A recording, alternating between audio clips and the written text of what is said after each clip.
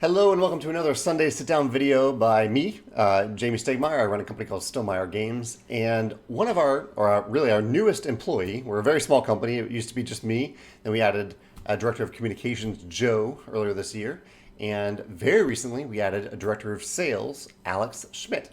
And so, per our recent tradition, I invited Alex to share some of his favorite games on a top 10 list for you today. So Alex gave me some great descriptions about the games that he loves, including a few honorable mentions, starting with Journeys in Middle-earth. Alex is a great writer, so I'm just going to read to you what Alex says, and I might throw in a few thoughts about these games from my perspective as well. So these are honorable mentions. Journeys in Middle-earth. Alex says, at its core, this game is an advanced campaign version of Mansions of Madness. It would be on the top 10 list if the storytelling in this game was just a little better. I played a lot of the massive multiplayer online game Lord of the Rings Online during college, and for whatever reason, this game brings back a lot of nostalgia for the whimsical exploration of that game. Also, the minis are some of the best miniatures I've ever seen, in contrast to Mansions of Madness. Unfortunately, the game has frustrating one-off mechanisms or ways that locks you into story decisions that just don't make sense, just often enough to make it swing back and forth from being really fun to really frustrating. Those are Alex's thoughts on Journeys in Middle-earth. Again, that I have actually played once with Alex. I played the first scenario and had a good time. I liked the app integration. I enjoyed it. It didn't do anything that made me really excited to play another mission, but I thought it was fine. Alex also has the 1977 version of War of the Ring. He says, this is one of the early games I grew up with. It's old and ugly, but has some amazing mechanisms and storytelling decision spaces that don't often appear in modern games. It's also possibly the earliest hidden movement game, though it looks different than most modern hidden movement games. It also has an ambitious 3-player variant where Saruman plays separate from Sauron and mostly plays spoiler back and forth, but has a shoot for the moon shot of stealing the ring and winning. I love shoot the moon mechanisms. I don't think I've ever seen another game successfully pull off a player who has a significantly smaller chance of winning than other players, and they're just as fun, if not so more so to play. However, the game mechanisms and components just don't hold up to modern games, and as many elements as I miss from this version, I would rather play the new version of the game. I actually haven't played any version of War of the Ring, but it is interesting to hear that there's such an old version. I didn't realize it went that far back. As for Spirit Island, this is Alex's last honorable mention. He says, I would probably rank this game higher if my wife liked it more. I really enjoy all the different unique player powers and combinations.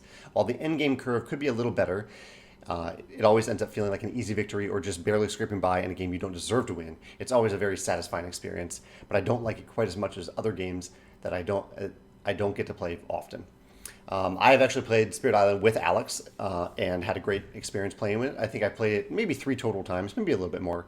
I love the asymmetry in Spirit Island, and I love the theme. I think it's a great twist on the theme, that you are not the colonizers, the people coming to this island and trying to settle down there, but rather you are the spirits trying to protect the people of an island that are already there and protect it from the colonizers.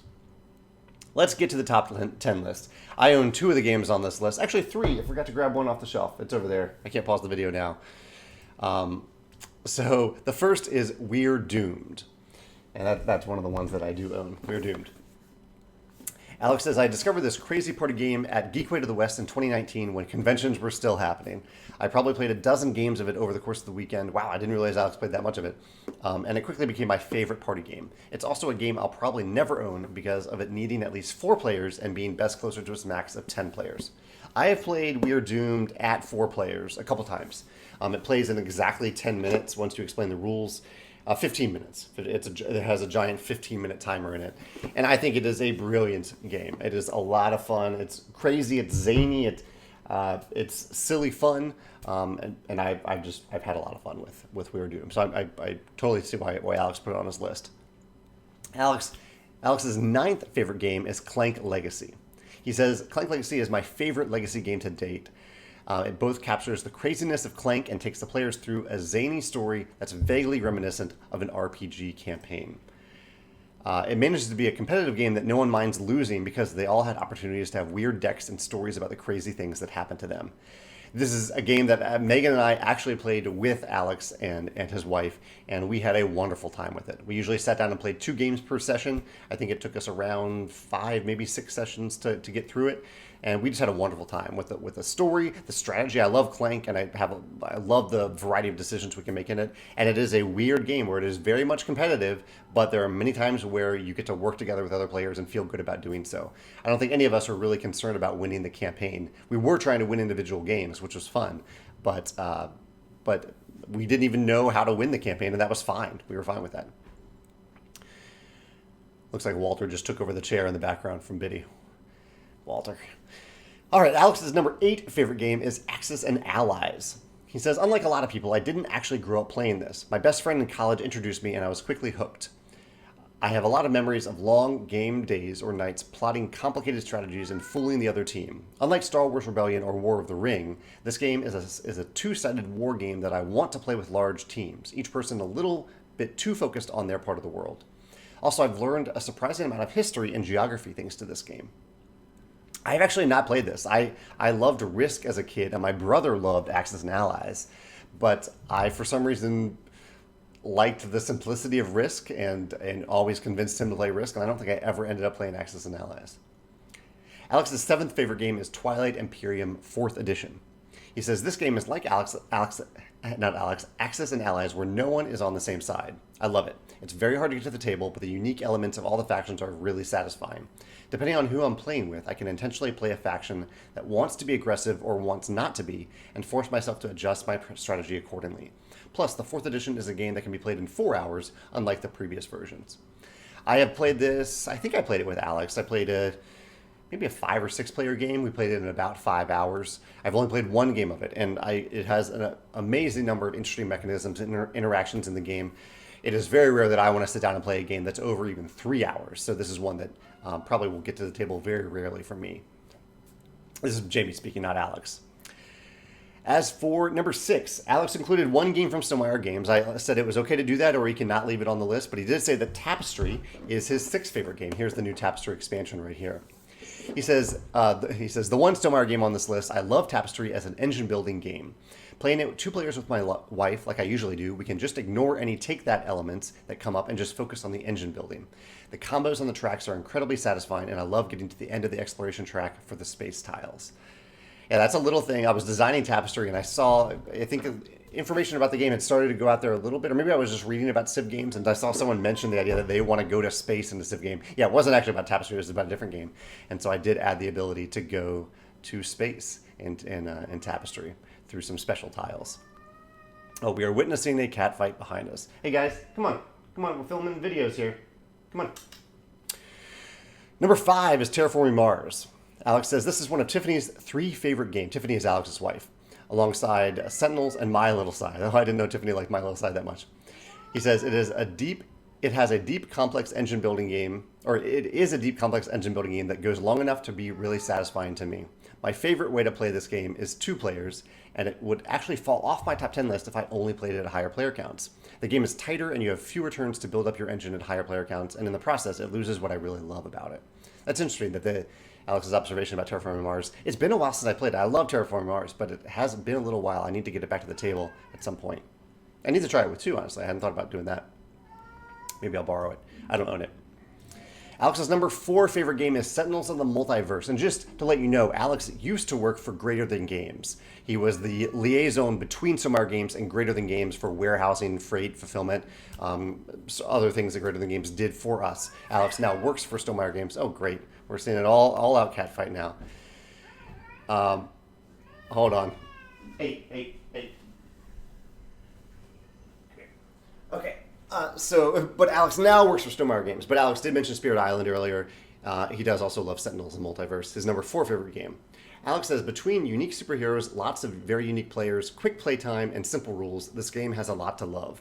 My favorite way to play it is 2 players with my wife, each of us controlling 2 characters. While the physical components of the game feel somewhat dated at this point, I'm hopeful that the upcoming re-release, announced on the Letters Page podcast last year, will fix these minor complaints. So that's interesting. I didn't know they were going to do a re-release of Sentinels in the Multiverse, but that's pretty cool that they're doing that.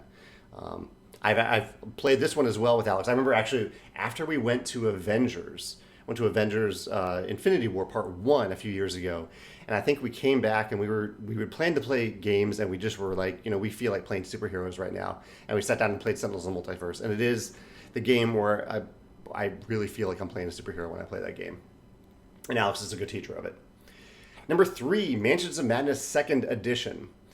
Alex says, Mansions of Madness 2nd Edition is brilliant in that it's a game that tells a story as long as one person knows how to play the game.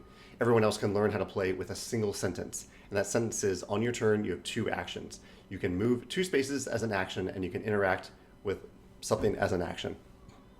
It's more complicated than that, but anything beyond that can be taught as you go, which I think is awesome. It's totally right, and the app helps with that. My one complaint is that the minis are terrible and really just a leftover from the first edition.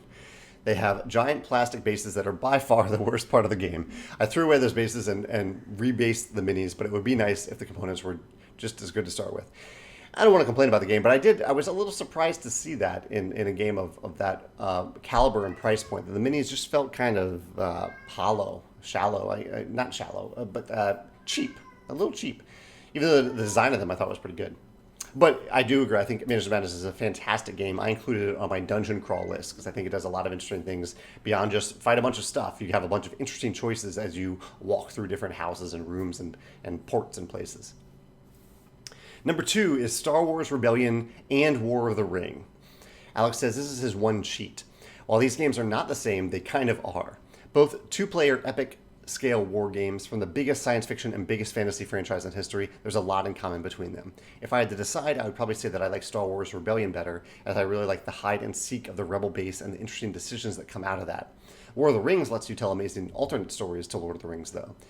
If it had the 3rd-player mechanism of the SPI edition mentioned in his honorable mentions, the 1977 version, it might top Star Wars Rebellion. That would be interesting if War of the Ring, which I haven't played, ever added that element that Alex mentioned from the 1977 version. I have played Star Wars Rebellion, I think 3 times. It's rare that I would sit down and play such a long game that is only for 2 players, but I've had a great time playing it. It leads to some amazing moments and stories. And finally, long description here for Alex's number 1 game, Dungeons & Dragons 5th Edition. Alex says, I say 5th edition, but I've really played most versions of D&D back to the early booklets from the 70s because that's what my dad had and I learned to play from him. Like all RPGs, D&D offers the opportunity to collaboratively tell a story. However, there are some specific things that make it my favorite that I've ever played. First, it's designed for long, sweeping, hero's journey type adventures with lots of swashbuckling, and the gameplay mechanisms don't get in the way of storytelling, something that I personally find to be true when dealing with many newer story-based role-playing games.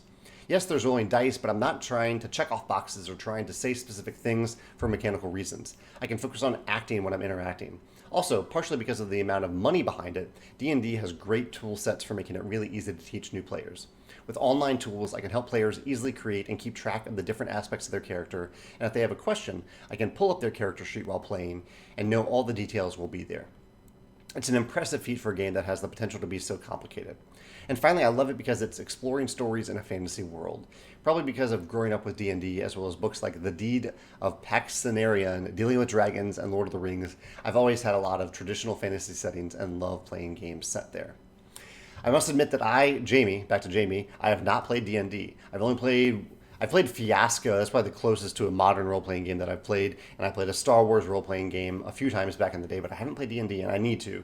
Alex has a YouTube channel that I will link to below where he talks about D&D, just his thoughts on playing it and some advice that he gives to game masters and people playing the game. And I really need to play it with him so I can experience what he loves about the game here. But yeah, this is Alex's list. I would love to hear your thoughts on in the comments of these games that Alex has mentioned here. Maybe your top 3 of Alex's top 10, if you want to mention that in the comments below. And if you have any questions for Alex, feel free to mention them in the comments below as well, especially about his games, and I'm sure he would be happy to answer them there. All right, thanks.